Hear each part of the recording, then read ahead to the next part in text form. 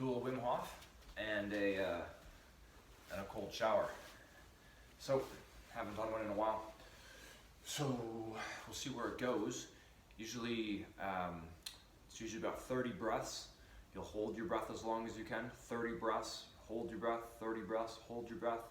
Often when you get into an actual practice of it, again, everything's flow. So wherever your breath wants to take you, always best to kind of follow that. So you can breathe in through your nose, in through your mouth. The Wim Hof breaths are usually taught with the mouth open. But at any time, you can switch to your nostril, switch to your mouth. This is your practice, but ultimately what you're trying to do is you're trying to gather as much oxygen as you can to pass through your body. But also, the breath hold is just as important because you're trying to let the carbon dioxide regulate itself. And so the reason you get dizzy is because you're fucking full of oxygen.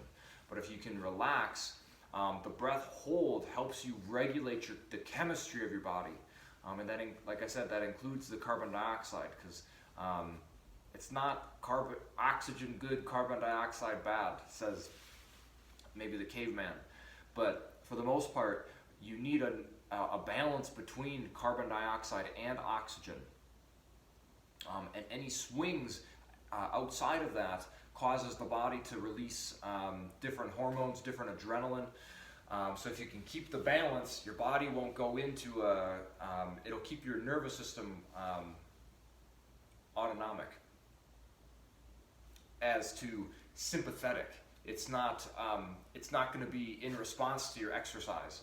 So you're trying to modulate the nervous system, if you will, with your breath. There's many levels to the power of what breathing can do for your body. So, like I said, I haven't done a few rounds in a while, so just working on it. This is also a recovery day too. So I'll do the 30 breaths and then cold shower it is, and then I'll probably meditate for a little bit and then go to bed. So, so here we go. It's 30 breaths in through your mouth. So you can use your anatomy. Remember, anatomy breathing if you want. Okay. So I'm actually going to try some of that today. Well, we'll see where it goes. So 30 breaths at your own pace, and have at it. Okay. So breathe. So 30 breaths.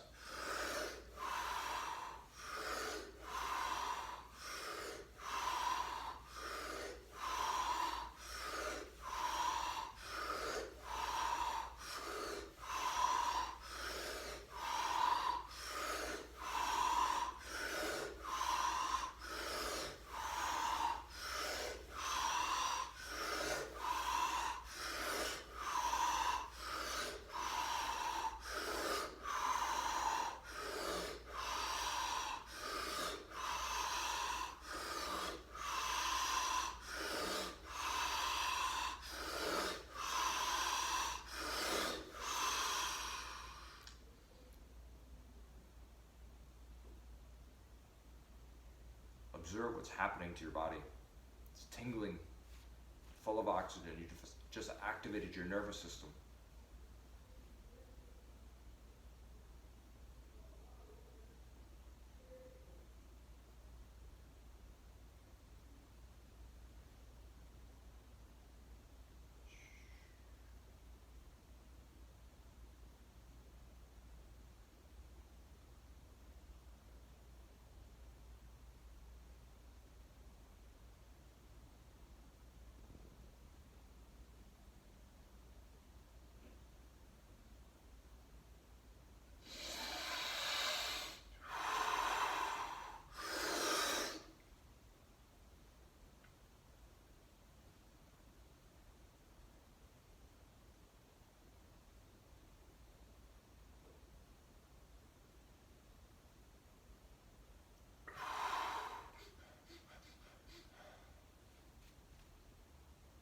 Round 2.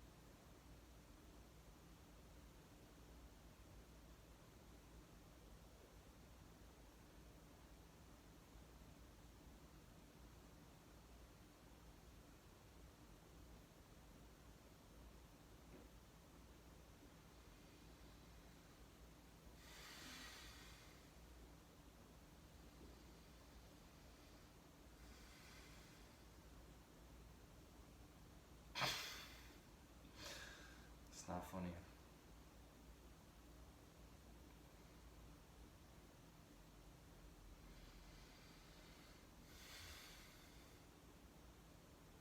So,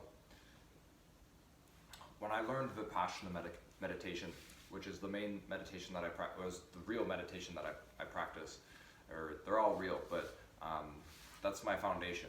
The teacher initially said, just practice that, not to mix techniques. Give Vipassana a true try. And I've yet to truly actually do that. But I've done a 10-day course, but to maintain your practice, that's the trick. How do you maintain meditation practice every day? So like imagine if you had imagine if you had to turn on all of your nerves in the morning.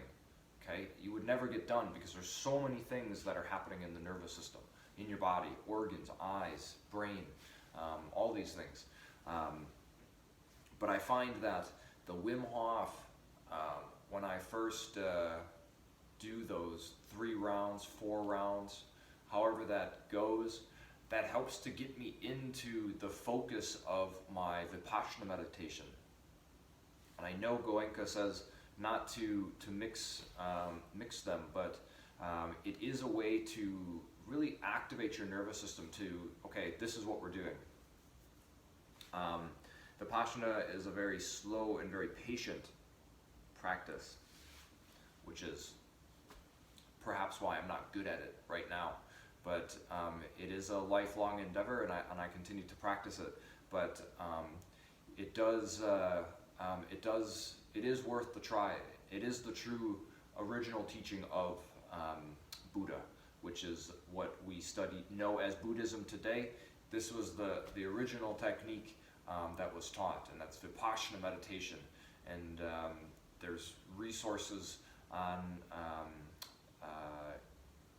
their website on how that was all documented in old translations. And you can hear in S.N. Goenka's voice that he knows the translations, and he knows the original teaching, and he taught it in its preserved and pure form, Vipassana. And it's been a really good thing in my life. So I'm not sure how long that was. Usually in Vipassana, you're supposed to sit for an hour in the morning, hour at night. Good luck. That's a very difficult thing to do, but you just have to do it sometimes. And so the goal is to make it to the whole hour. Very rarely, it's a race, if you will. It's not a race. It's just as it is. It's just very difficult to sit still for an hour. But that's the trick. That's the discipline of meditation. So it's the more you practice it, the more you'll be able to, the better you get at it. The more you'll have control and mastery over your mind. And that's the whole point of meditation is to master your mind. It's rooted in morality. Be a good person, and wisdom. Get smart. Be smart. Those are the three. Those are the 3 foundations of many Buddhist practice: Sila, Samadhi, and Panya. That is the Vipassana, the triple gem, as they call it. I don't know. I'm rambling at this point, so I'm gonna go take my cold shower because it's getting late, and we just did that breathing. So, and I'm a little sore from the bone work. So, okay, onward. And again, when you get out, it's slow and easy when you unwind those legs, because everything gets a little tight. So I think when I went to the Vipassana meditation course, there were few moments where, so the practice is you're scanning your body from head to toe for sensation, and even the tingling in your legs is the same sensation as the air coming in through your nostrils. And so I think the Vipassana meditation, the deeper you get into the state of meditation,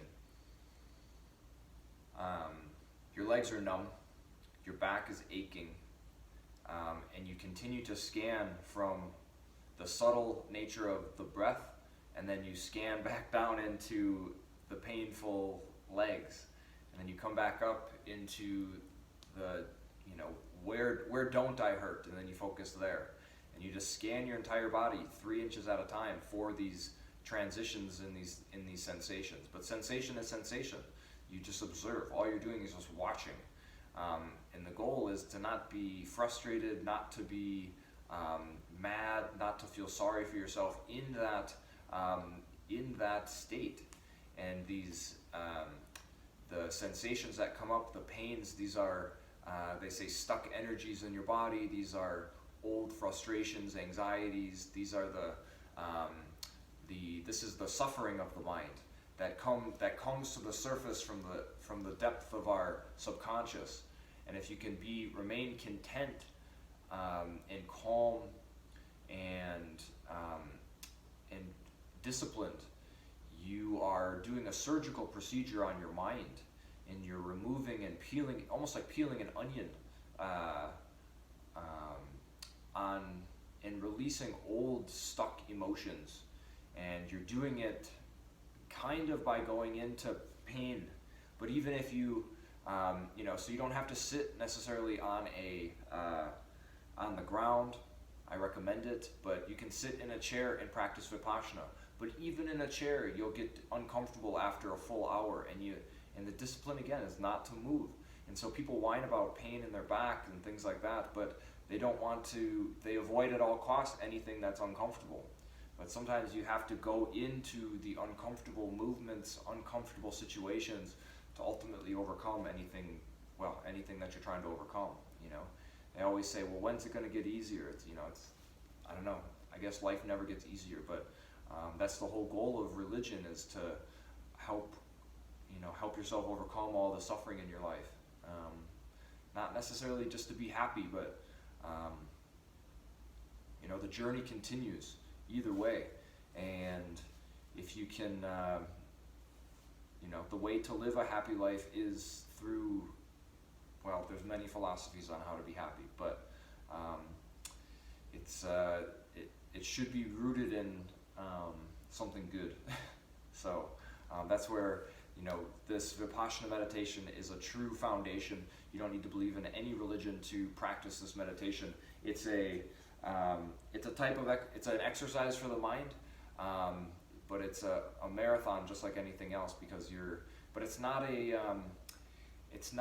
I need to sit for 10,000 hours to get good at it. It's not, and then you always get into religious one-upsmanship, and like, oh, I sat for 3 hours in cross-legged position, and I sat in 4 hours in Zazen and in Zen meditation.